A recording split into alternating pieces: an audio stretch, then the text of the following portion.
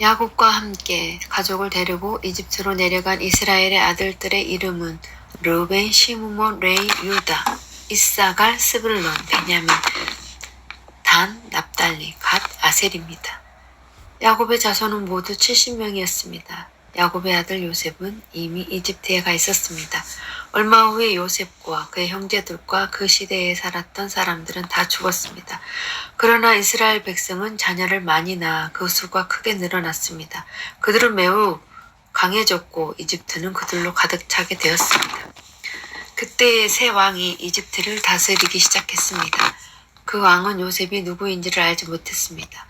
그 왕은 자기 백성 이집트 사람들에게 말했습니다.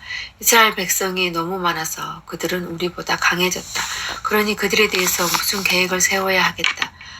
그렇게 하지 않으면 그들의 수가 더 늘어나게 되어 만약 전쟁이라도 일어나면 그들은 우리들의 적과 한편이 되어서 우리와 맞서 싸운 후에 이 나라에서 떠날 것이다.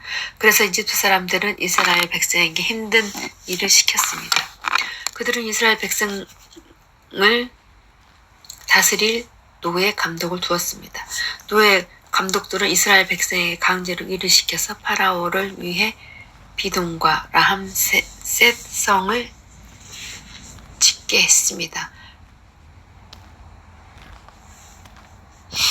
그 성은 이집트 사람들이 물건을 쌓아둘 수 있는 창고성이었습니다. 이집트 사람들은 이스라엘 백성들에게 더 힘든 일을 시켰습니다.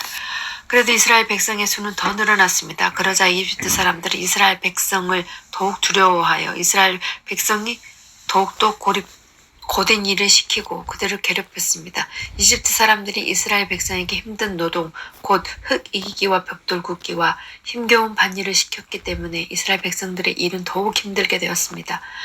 시보라와 부하라고 하는 히브리 산파들이 있었습니다. 이 산파들은 히브리 여자들이 아기 낳는 것을 도와주는 일을 했습니다.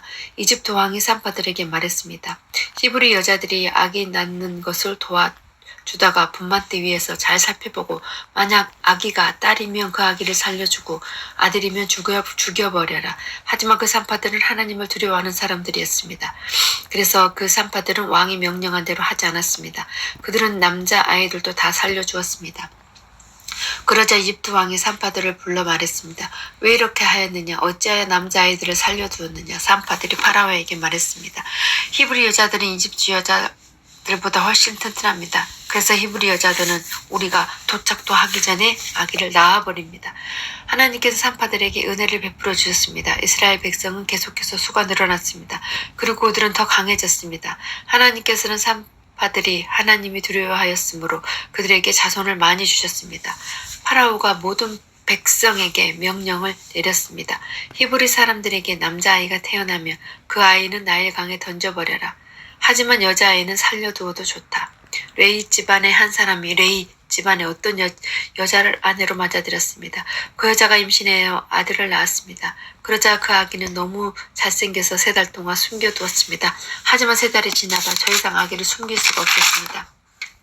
그래서 여자는 파피루스 상자를 가져다가 역청과 나무진을 칠해서 물에 뜰 수 있게 만들었습니다. 그런 다음에 아기를 그 상자에 놓고 상자를 나일강가에 뜰 풀불 사이에 두었습니다. 아기의 누이가 얼마쯤 떨어진 곳에서 그 아기가 무슨 일이 생길까봐 지켜보고 있었습니다. 그때 파라오의 딸이 목욕을 하러 강으로 나왔습니다. 공주의 몸종들은 강가를 거니고 있었습니다. 공주가 큰 풀들 사이에 있는 그 상자를 보고는 몸종을 시켜 그 상자를 가져오게 했습니다. 공주가 상자를 열어보니 거기에는 남자아이가 울고 있었습니다. 공주는 우는 아이를 보자 불쌍한 생각이 들었습니다. 그래서 공주가 말했습니다. 이 아이는 틀림없이 히브리 사람의 아기일 거야. 그때 아기의 누이가 나가서 공주에게 물었습니다. 제가 가서 그 아기에게 젖을 먹을 히브리 여자를 구해올까요? 공주가 말했습니다. 그래, 그렇게 하여라. 그래서 아이의 누이는 가서 아이의 어머니를 데리고 왔습니다. 공주가 그 여자에게 말했습니다.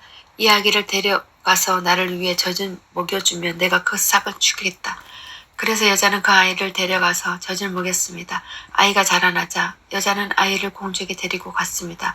공주는 아이를 자기 아들로 삼았습니다. 공주는 그 아이를 물에서 건져내었다 해서 그 아이의 이름을 모세라고 지었습니다. 세월이 흘러 모세는 자라 어른이 되었습니다. 어느 날 모세는 자기 백성인 히브리 사람을 찾아갔습니다.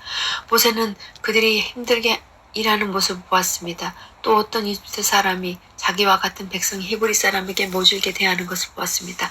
모세는 주변을 살펴서 아무도 없음을 보고 그 이집트 사람을 죽인 뒤에 그 시체를 모래에 파묻었습니다. 이튿날 모세가 다시 나가니 히브리 사람 둘이 서로 다투고 있었는 모습을 보았습니다. 모세는 그 중에서 잘못한 사람에게 말했습니다. 왜 당신과 한 핏줄인 사람을 때리는 거요? 그 사람이 대답했습니다. 누가 당신을 우리의 지도자와 재판관으로 세웠소? 그래, 이집트 사람을 죽이듯이 나도 죽일 생각이요? 그 말을 듣고 모세는 두려워졌습니다. 모세는 내가 한 일을 탄로났구나 하고 생각했습니다. 파라오가 모세의 일을 듣고 모세를 죽이려고 찾았습니다. 그러나 모세는 파라오에게 달아나 미디안 땅으로 도망가 살았습니다. 하루는 모세가 우물가에 앉아 있었습니다. 미디안에 7딸을 둔 제사장이 있었습니다. 그의 딸들이 아버지의 양떼의 물을 먹이려고 그 우물로 왔습니다. 딸들은 양떼에게 먹을 물을 구유에 채우고 있었습니다. 그런데 어떤 목자들이 와서 여자들을 쫓아냈습니다. 그러자 모세는 여자들을 도와 양떼에게 물을 먹여 주었습니다. 여자들이 아버지 르우엘에게 돌아왔습니다. 르우엘의 딸들에게 물었습니다. 오늘은 어떻게 이렇게 일찍 돌아왔느냐? 여자들이 대답했습니다. 목자들이 우리를 쫓아냈지만 어떤 이집트 사람이 우리를 지켜주었습니다. 그 사람은 물을 길어서 양떼에게도 먹이고 주기도 했습니다. 르우엘이 딸들에게 물었습니다. 그 사람이 어디에 있느냐? 왜 그 사람을 그냥 두고 왔느냐? 그 사람을 불러서 음식을 대접하도록 하여라. 모세는 르우엘의 집에서 사는 것을 좋아했습니다. 르우엘은 모세와 자기 딸 십보라와 결혼을 시켰습니다. 십보라는 아들을 낳았습니다. 모세는 자기 땅이 아닌 곳에서 나그네로 살고 있었기 때문에 그들의 이름을 게르솜이라고 지었습니다. 아들의 이름을 게르솜이라고 지었습니다. 세월이 흘러서 이집트 왕이 죽었습니다. 이스라엘 백성은 강요에 의해 너무나 힘겹게 일했기 때문에 신음을 했습니다. 그들이 도와달라고 부르짖었더니 하나님께서 그들의 소리를 들으셨습니다. 하나님께서는 그들의 소리를 들으시고 아브라함과 이삭과 야곱에게 하신 약속을 기억하셨습니다. 하나님께서는 이스라엘 백성의 고통을 보시고 그들에게 관심을 가지셨습니다.